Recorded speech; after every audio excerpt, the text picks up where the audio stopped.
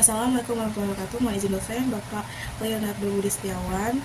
Nama saya Andini Tarianti dari Prodi Ilmu Pemerintahan S1. NIM 0547506002 UPBJ Serang. Kali ini saya ingin mengerjakan tugas 1 dari mata kuliah logika. Baik, yang pertama, term pada hakikatnya terbagi menjadi banyak jenis. Dan kali ini saya ingin menjelaskan dan memberikan contoh dari 3 term yang akan saya bahas pada tugas 1 ini. Yang pertama, ada term singular. Term singular, term ini dengan tegas menunjukkan satu individu, barang, atau golongan sesuatu yang spesifik. Contohnya, Nunung, orang itu, kelompok itu, desa itu, dan sebagainya.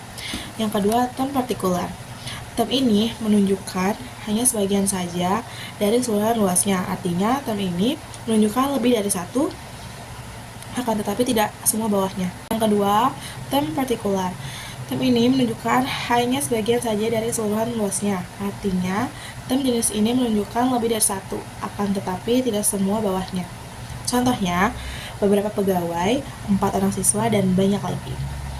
Yang ketiga, term ini menunjukkan seluruh lingkungan beserta bawahannya, masing-masing tanpa terkecuali. Contohnya, semua orang, setiap warga, dan sebagainya.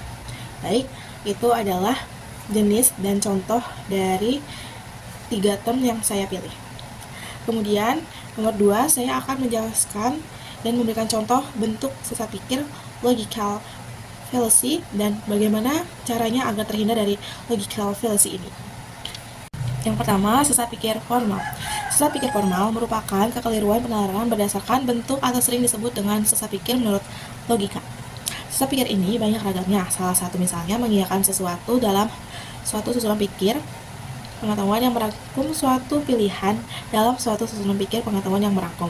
Contohnya, Panji biasanya pergi liburan ke pantai atau ke gunung, dan kali ini dia liburan ke pantai, berarti ke gunung bukan liburan. Kedua, sesat pikir verbal.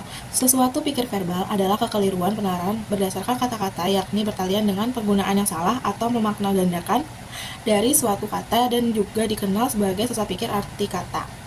Dalam susunan pikir kategori atau silogisme, kategori yang sah hanya terdiri 3 konsep.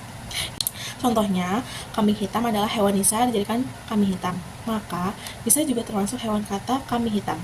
Berperan sebagai konsep tengah, sehingga sesat pikir tersebut mengandung beberapa konsep, yaitu kambing hitam sebagai hewan dan sebagai orang yang dikorbankan. Yang ketiga, sesat pikir material. Sesat pikir material adalah kekeliruan penalaran berdasarkan isi, yaitu menyangkut kenyataan yang sengaja atau tidak sengaja disesatkan. Saat pikir itu terjadi dalam suatu perbincangan, induksi karena membuat umum sesuai hal berdasarkan hal-hal kasus atau contoh-contoh yang terlampau sedikit.